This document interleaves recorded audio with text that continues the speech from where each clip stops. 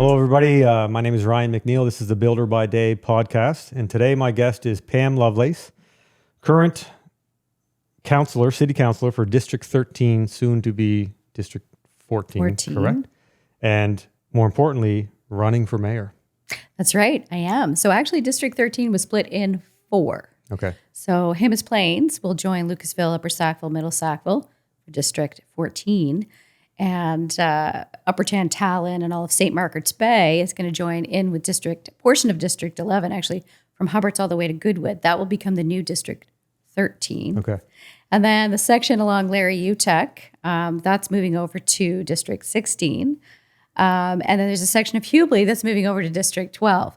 I just have a number of questions. I want to, in no particular order, I just want to run through some things. But before I do any of that, I think it would just be more appropriate for me to give you a chance to give us your, what would it be? Your platform, your ideas, your just general sort of elevator speech of why you're running for mayor and why you think you're the person for that job. Well, thank you. You might not be a journalist, and I'm not a career politician, so we're in good company Excellent. here. I've been a councillor for 4 years. Mm-hmm. I was appointed deputy mayor on my second year. Had a great opportunity to initiate over 50 projects in the last 4 years. Many of those are addressing legacy challenges that are leftovers from amalgamation in 1996. So that's when we had 4 separate municipal units all join into one mega municipality, the Halifax Regional Municipality, which is the size of Prince Edward Island with half the population of the province. So it's a big job to run for mayor, and at the same time, it's an exciting opportunity to create change because I personally believe, and so many of my supporters believe, that we're headed in the wrong direction. We haven't done a good job taking care of the entire municipality.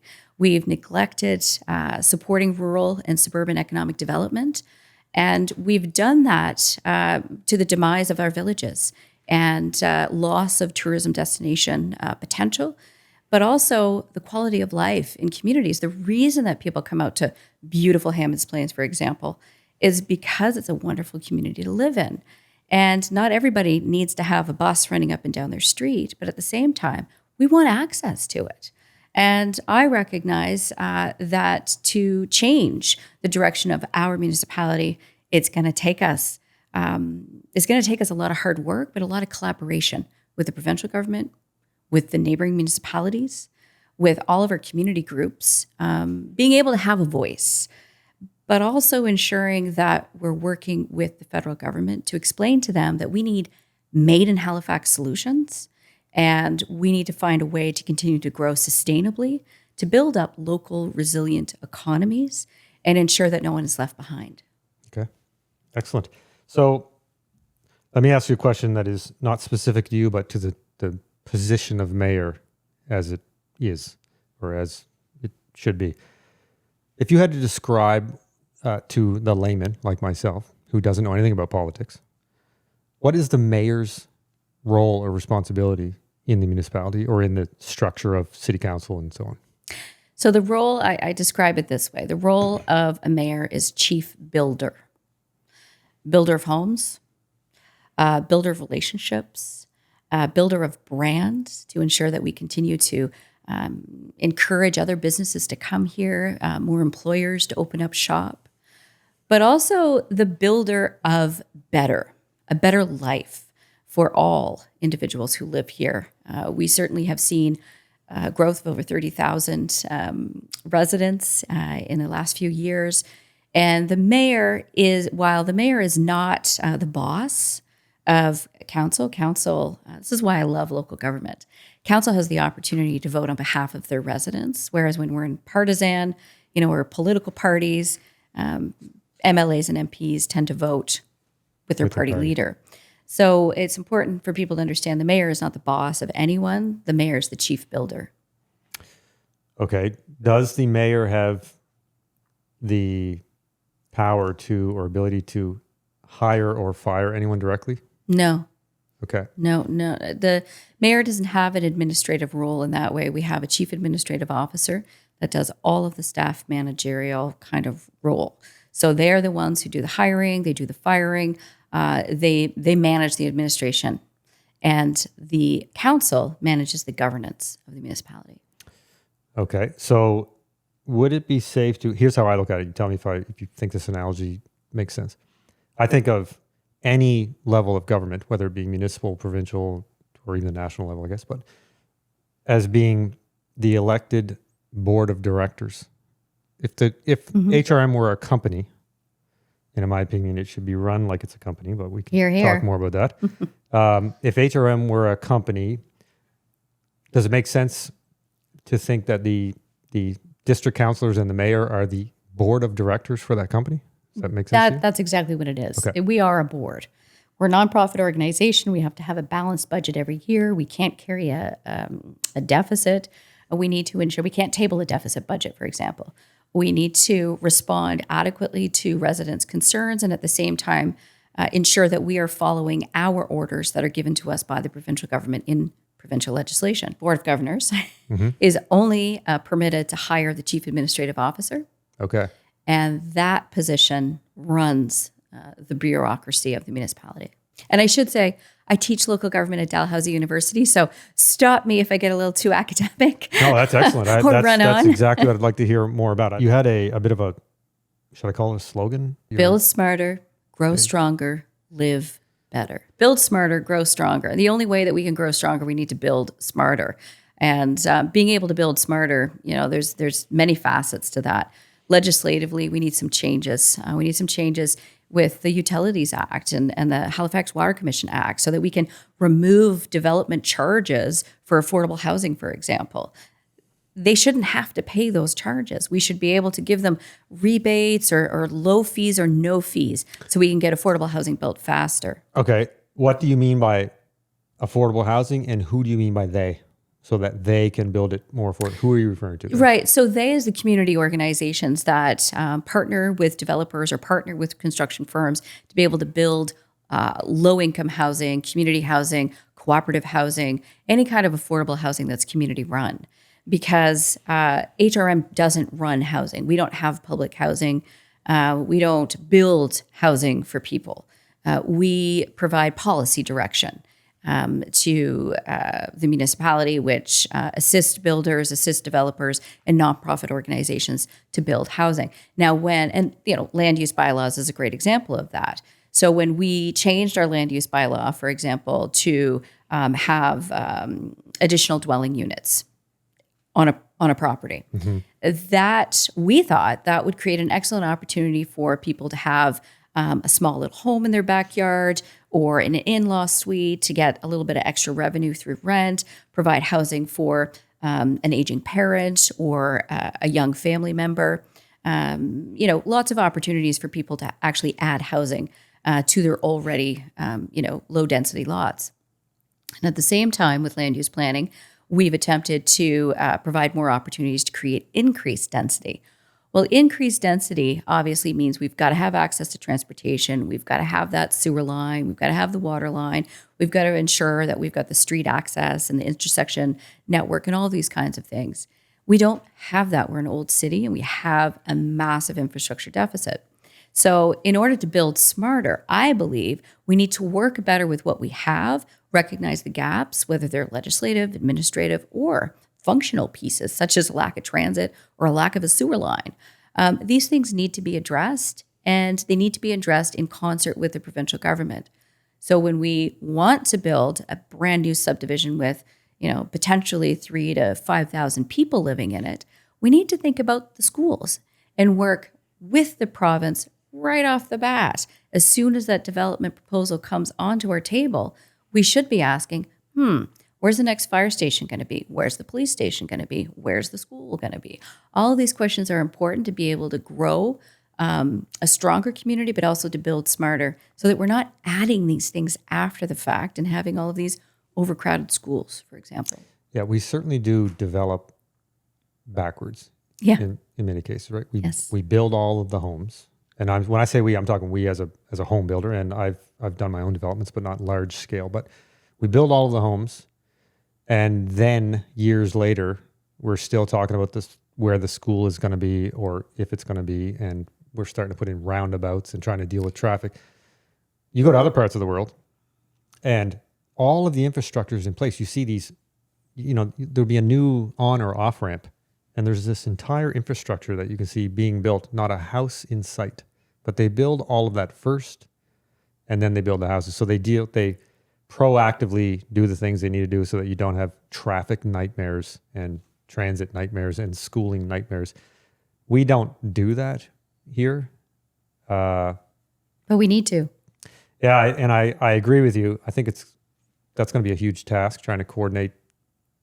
There's different levels of government there, and also The utilities. Yes, they need to be at the table. But also, we're dealing with coordination between government and private sector as builders. That's right. But you know what's great? We've got this thing called technology. Mm-hmm. And if we were able to take our land use bylaws, building code, pre-approved house designs, all of those plans that have already been built and approved, and really easy inspections because you're just ticking off the boxes. Yep, all good.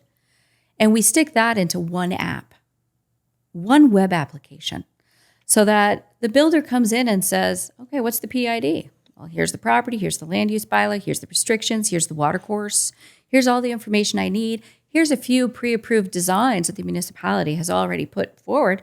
We love them. We're going to put in that triplex. Boom. That's already cut off a third of the time required to get the approval.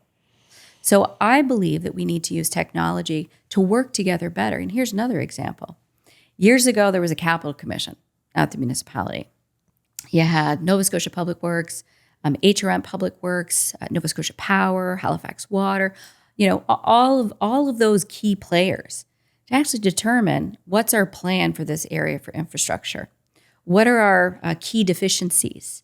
What's Halifax Water need to rip up to replace that water line in the next 2 to 3 years, so that we're planning ahead?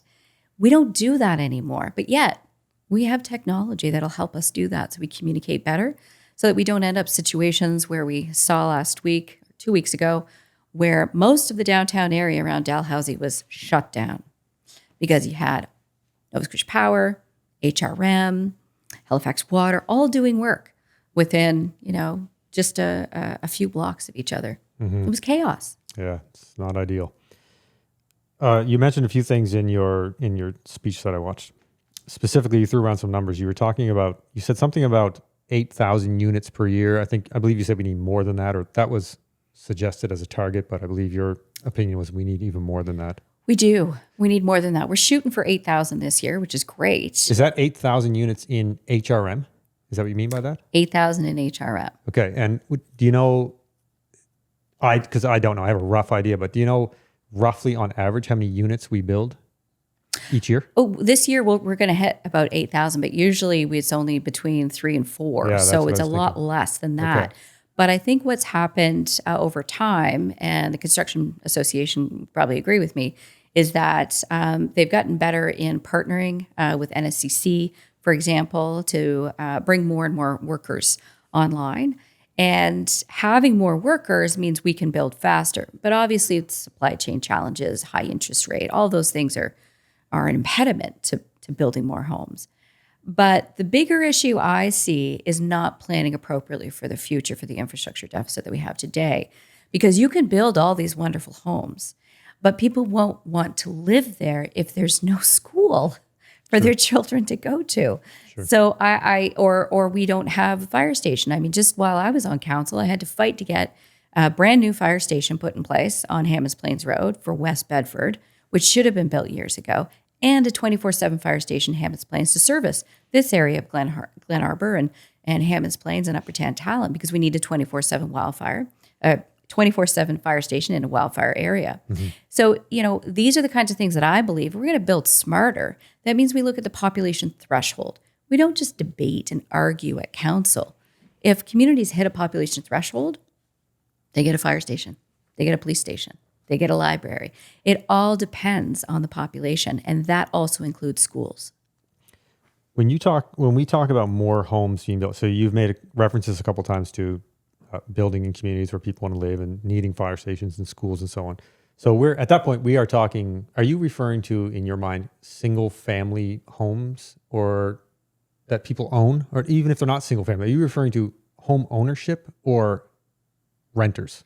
So there's a very wide spectrum of housing that goes from emergency housing all the way to market housing. Yeah, so wide, in fact, that quite frankly, they're not even in the same category sometimes, as far as I'm concerned. Not at all. Right. Not at all. But every community needs that. Every community needs community housing, public housing for seniors who are on low income, fixed income, nursing homes, healthcare facilities, potentially cooperative housing, a shelter space, for example. Unfortunately, we've got a serious epidemic right now with gender-based violence. We've got highest number of women who are leaving violent homes with their children. So more and more homes are being built to support highest those. Number comparatively to our own to our own cities selves. Previously or something? Yes. Oh, okay. So we are in an epidemic situation right now. So when I think about all of those housing units, I'm thinking about mixed housing. I'm thinking about housing that's embedded with commercial opportunities, barbershop, maybe a laundromat, a daycare, these kinds of things. So that people, they don't have to drive 12 to 15 kilometers from the back of a subdivision to go get a jug of milk or, to pick up their dry cleaning or whatever it might be. Obviously, it depends on the density of the community, but I'm in favor of mixed housing, intergenerational housing, and looking at ways that we can create complete housing, like complete communities where you can live, work, play, thrive. And especially for seniors, you don't have to leave the community. That would be nice. Yeah, right? Sure, so seniors right now are struggling to find a place in Hamptons Plains or many rural communities and suburban communities where they can find a smaller unit. Mm-hmm. Maybe they want to rent an apartment because they don't want the hassle and the expense of owning their own home anymore, having to mow the lawn, fix with the roof, the windows. All these things are extremely expensive for seniors on fixed income. I agree. I guess my question there is when you look at any of those things, whether it be housing for seniors, smaller units in the neighborhood or in the community so people can stay in the community and it be affordable. Who do you see building those things? So I guess let me rephrase that question. I want to be clear. I'm not trying to be cute. There are basically two groups that build housing. There is government, and which I will also include, subsidized housing, nonprofits, social housing. That's one aspect, and they're not all exactly the same, but those are not-for-profit homes, mm-hmm. right? And then you have the private sector. Right. And in the private sector, it has to make sense financially. Absolutely. We can't, and I find there's been this recently in the last few years, especially in the last couple of years, there's a real disconnect there with, I shouldn't say a disconnect, there's an unfortunate grouping of those two things. They are not remotely close to the same things. So right. we absolutely are going to need the private sector to build the homes. It's not, there's no way the public sector, the government, the social... And we've seen that with schools, right? Yes. We've seen that with schools where private sector comes in, works with government to build schools. I think there's an opportunity to close the gap by creating more partnerships between private sector and the public sector, nonprofit sector. But I think, too, we've got a new interesting sector that's just beginning, which is the community land trust movement here in Nova Scotia, where community has the land, which they can leverage. They can leverage that equity of that land and find ways to actually build housing that is in perpetuity affordable for their community members. And we're seeing that in Upper Hamptons Plains right now. There are tradespeople available for work. There are builders who could be building more. There are suppliers who could be supplying more. We are not, I can tell you this with absolute certainty, that in the residential home building industry, we are not operating at capacity. We're not. So the Construction Association has said we're short about 3,000 workers. We know that if we build more homes faster and we flood the market with more homes, price is going to go down. However, hold on a second. I want to tell. How do you see that happening? even if there were 3,000 workers that landed here tomorrow, skilled workers, how do you see that lowering the price? I'll give you an example. So we've got some seniors who are empty nesters. They're, in their 80s. They're in 4 and 5 bedroom homes right now. They are overhoused. Now, if we were able to provide appropriate housing for them that was cheaper to maintain, that was comfortable for them and safe and so on, universal design, depending on their mobility and so on, we would then free up all kinds of housing for new families or for families to move into. Well, sure, you'd free up. So You'd free up the homes that those folks are moving out of. that's right. Single family homes. Exactly. Right?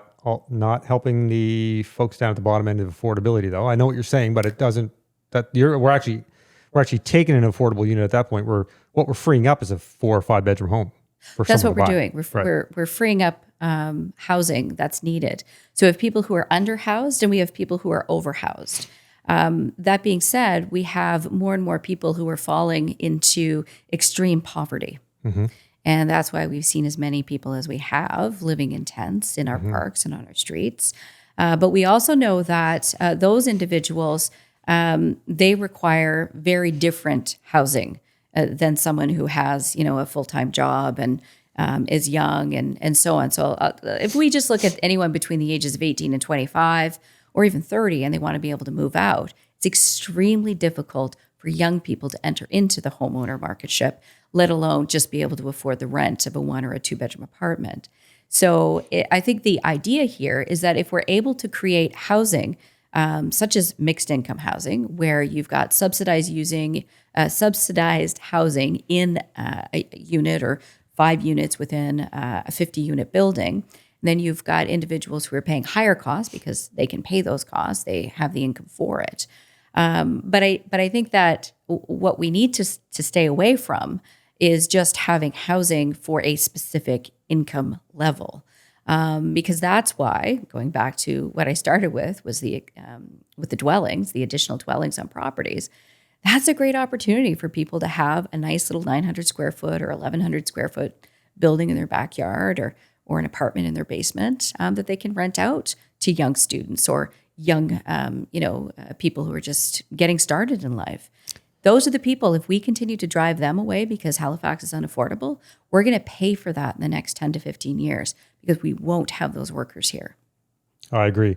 I want to shift. I'm not going away from the housing thing. I'm sort of, as ideas pop in my head, I suspect I'm not leaving the housing thing yet. But happy to talk housing. But as it ties into, you did mention the unhoused homeless population that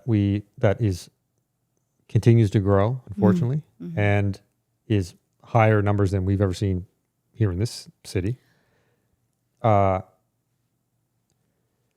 they're not all unhoused. They're not all in the same situation, of course. We realize that. There is a wide range of reasons for which they are unhoused. There is a wide demographic of folks who are in that group.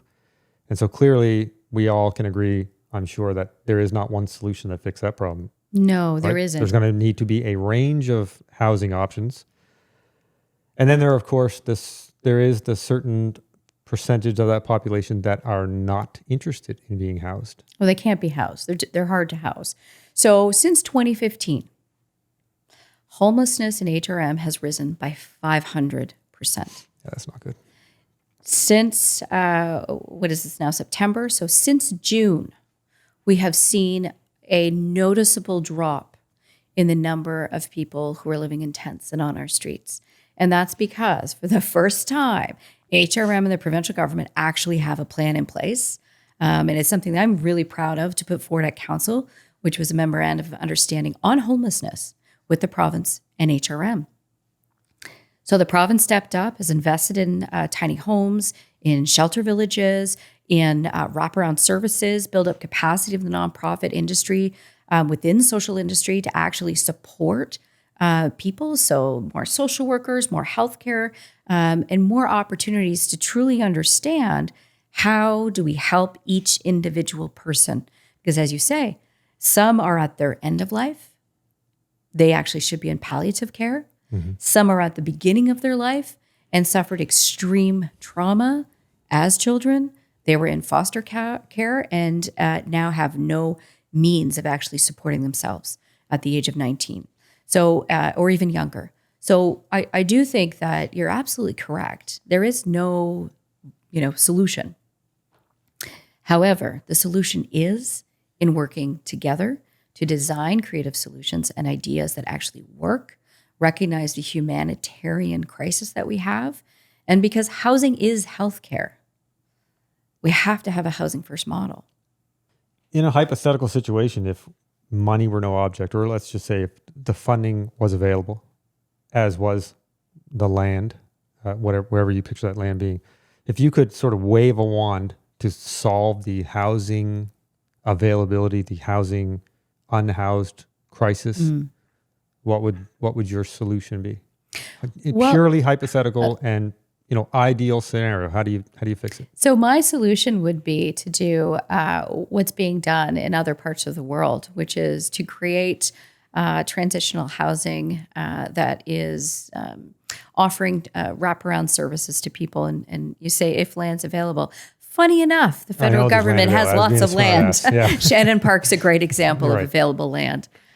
So we know that we have the opportunity to do that. We just haven't seen the political will at the federal government, but the provincial government is finally stepping up, which is really important. But for me, I look at Fredericton and the 12 Neighbors program. It's about creating community for people where they feel welcome, where they're safe, they can close a door, they can have some privacy, they can get well and feel good when they get up in the morning, be able to maybe reconnect with their family members that they haven't spoken with for a long time, because that's what happens with substance use disorder. You disconnect from people who love you the most. And you got to remember that it was 30 years ago that the federal government decided to get out of public housing and stop funding it. So we've had 30 years of no additional units for public housing with a population that's exploding. So of course we're going to have a problem. Federal government and staff, they all saw this coming. There was no surprise that this was coming, but the surprise was the lack of accountability and willingness from the federal government to actually step up and act. And so obviously the federal government has the money, provincial government has a jurisdiction, but the municipality has a problem. So I think we've done what we can to address this issue, but it comes down to, again, having a chief builder in the mayor's office who's building relationships to address the serious, complex issues that are in front of us. Completely changed gears here. I wanted to ask you earlier, and I forgot, do you think that, first of all, can you confirm for me, because as far as I can understand, there are no minimum requirements to apply for and even be elected mayor? Am I wrong? There is no minimum requirements for any politician in this country. Correct, except the major difference would be if we start talking provincial or at national level, if you have absolutely no experience, you are not going to be put forth by your party to in any way run for election. Unless you're going to run as an independent. So we could argue that because really all it takes is money. If you're backed by business and you're backed by those folks that have the money to be able to fund your campaign for party leadership, then they're going to sell you. That's a mayor's campaign. Sure. So you don't need to have qualifications. You just have to have the network of people who are going to fund your campaign so you can get your face on bus shelters and billboards and signs. Sure. Do I think that there should be minimum requirements? Well, I think that's the difficult part in that is we've got people running for mayor that don't really know how local government works. They don't know what we do, right? And we have a democratic right to actually run for any political party. Again, at the provincial or national level, there is this party element. At the municipal level, there are no parties. There is a party element at the municipal level. There always has been. Okay. Yes. So we have political parties that have their membership and they get behind their person and support them with their donors list, their volunteers, their structure. Yeah. Do the candidates running for mayor or council, is that known? Do they sort of, or is that kept sort of hush hush as to who might be? Oh, I think it's quite known. Okay. Do you have a affiliation with a party? So I am independent. Okay. Yeah. I am an independent. I mean, if certainly there's one that comes to Candidate. mind, there are folks that would come to mind where it would be logical to think that there is some unofficial party affiliation or some things going on there, some help maybe from one direction. But it's interesting to note that I guess municipal level government would be as independent as it gets. And it should be independent because you need to work with whoever is elected at senior government. So you might have to work with the Tories or you might have to work with the Liberals. And being, one of those parties could impede the municipality's ability to actually get ahead, to access funding or to work effectively. We have seen bun fights taking place in public between CBRM in the province, HRM in the province. We really need to recognize that it shouldn't be about partisanship. We should just be focusing on what are the best outcomes and how can we get there. I agree. It would be nice if everyone would just get along. Well, Pam, listen, I appreciate you coming. Is there anything else that you wanted to cover or you'd like to say or I just want to say discuss? congratulations. This is a lot of fun. It is fun. I enjoyed chatting with It is you. fun. And There was without this, there's no chance I'm going to get you here this morning and pick your brain a bit. So what I will say is this: if first of all, best of luck on the election, Thank which you. is October 19th. October 19th. There's some early voting stuff. Can you explain that? Yeah, you can vote as early as October 8th. So you can vote online, telephone voting. There will be in-person advance voting as well. Okay. But folks will get a card in the mail, and that'll have their identification number. That'll have your polling station, all of the dates, information, and so on. If you're not on the registrar's list, that's okay as long as you've been living here for 6 months. You can vote. You just want to go to the polling station with your personal information, your address, and so on. But I would recommend that people double check. So go to halifax.ca/election to make sure you're on the list. And if you're not, you can get on the list. I'm happy that we did this in my community of Hammonds Plains. It's a beautiful home that you've built here. Congratulations. You've got a Appreciate great that. company and you're Appreciate going to be that. celebrating 20 years next year. Yes, I'm looking Yeah, forward to it. It's awesome. Thanks, Pam. Thank you. Thank you.